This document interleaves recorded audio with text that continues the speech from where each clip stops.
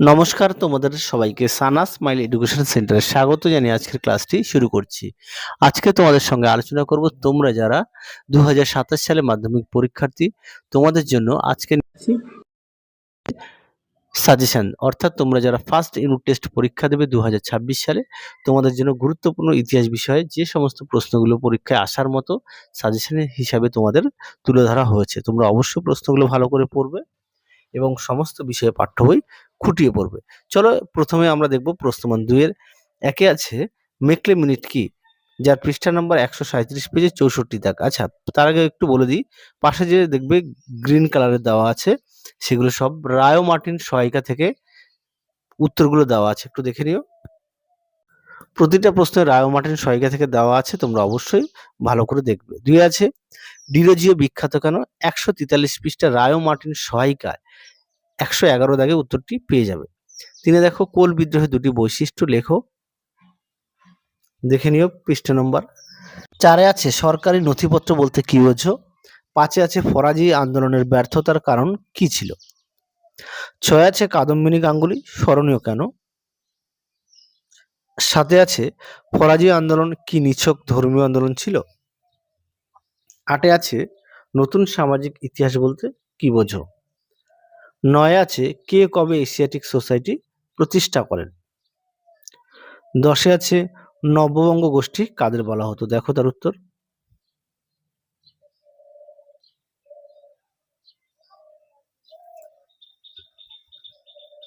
পরবর্তী প্রশ্ন দেখো 11 দাগের খুদকাঠি প্রথা কি, খুব গুরুত্বপূর্ণ প্রশ্ন। যে কটা প্রশ্ন দেওয়া আছে প্রতিটা প্রশ্নই গুরুত্বপূর্ণ, তোমরা অবশ্যই ভালো করে পড়বে। 12 দাগে আছে এলাকা চাষ ও বে এলাকা চাষ কি। 13 দাগে দেখো দুদু মিয়া স্মরণীয় কেন। 14 দাগে দেখো পাবনার কৃষক বিদ্রোহের কারণ কি। 15 দাগে দেখো আঞ্চলিক ইতিহাস চর্চা গুরুত্বপূর্ণ কেন। রায়ো মার্টিন সহায়িকায় 53 পেজে 77 দাগে উত্তরটি পেয়ে যাবে। পরবর্তী প্রশ্ন দেখো উডের ডেস্ক পেজ বলতে কি বোঝো। 17 দাগে দেখো অ্যানাল স্কুল বলতে কি বোঝো। 18 দাগে দেখো দামিনী কোহ বলতে কি বোঝো। 19 দাগে দেখো মধুসূদন গুপ্ত স্মরণীয় কেন। 20 দাগে আছে দিকু কাদের বলা হয়। 21 দাগে দেখো সন্ন্যাসী ফকির বিদ্রোহ ব্যর্থ হলো কেন। দেখো প্রতিটা প্রশ্নের পাশে পেজ নম্বর দেওয়া আছে। পরবর্তী প্রশ্ন দেখো প্রশ্নমান 4 এর একে আছে সরলা দেবী চৌধুরী রানীর জীবনে ঝরা পাতা থেকে আমরা কোন ঐতিহাসিক তথ্য পেতে পারি। পরবর্তী দেখো 2 দাগের টিকা লেখো কলকাতা মেডিকেল কলেজ, দেখো তার উত্তর। পেজ নাম্বারটা দেওয়া আছে, তোমরা সেখান থেকে একটু পড়ে নিও, রায়ো মার্টিন সহায়িকা থেকে দেখাচ্ছি।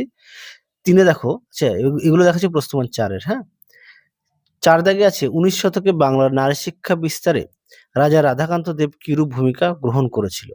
5 আছে কোল বিদ্রোহের কারণ ও ফলাফল উল্লেখ করো। 6 আছে হুতুম প্যাঁচার নকশা গ্রন্থে কালীপ্রসন্ন সিংহ কলকাতা কিরূপ সমালোচিত তুলে ধরেছিল। 7 আছে বিদ্রোহ, অভ্যুত্থান ও বিপ্লবের কারণগুলি আলোচনা করো।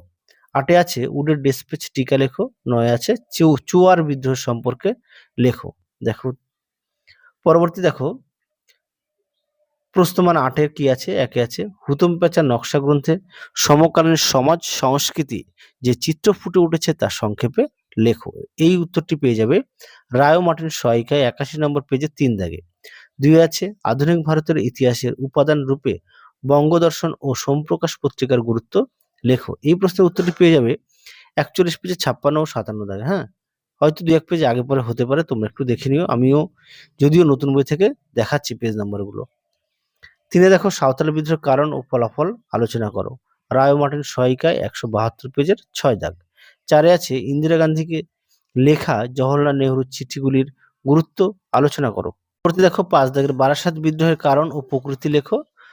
176 পেজের রায়ো মার্টিন সহায়িকায় 12 দাগে। 6 আছে ফরাজি আন্দোলন সম্পর্কে লেখো। তো এই কটা প্রশ্ন দেওয়া আছে, তোমরা অবশ্যই যদি পারো খাতায় লিখে নিয়ে পড়বে। আর যে কটা প্রশ্ন দেওয়া আছে প্রতিটা প্রশ্নই গুরুত্বপূর্ণ, তোমরা অবশ্যই বাড়িতে ভালো করে পড়বে এবং বড় প্রশ্নগুলি বাড়িতে না দেখে লেখার চেষ্টা করবে এবং সমস্ত বিষয় পাঠ্য বই খুঁটিয়ে পড়বে। পাঠ্য বইতেও তোমাদের এই উত্তরগুলো সুন্দর করে দেওয়া আছে, তোমরা সেখান থেকেও পড়ে নিতে পারো। তাহলে চলো আজকের মতো এখানেই সমাপ্ত করছি। আবার দেখা হবে খুব শীঘ্রই তোমাদের পরবর্তী ভিডিওতে। তোমরা সবাই সুস্থ থেকো, ভালো থেকো। আজকের মতো টাটা।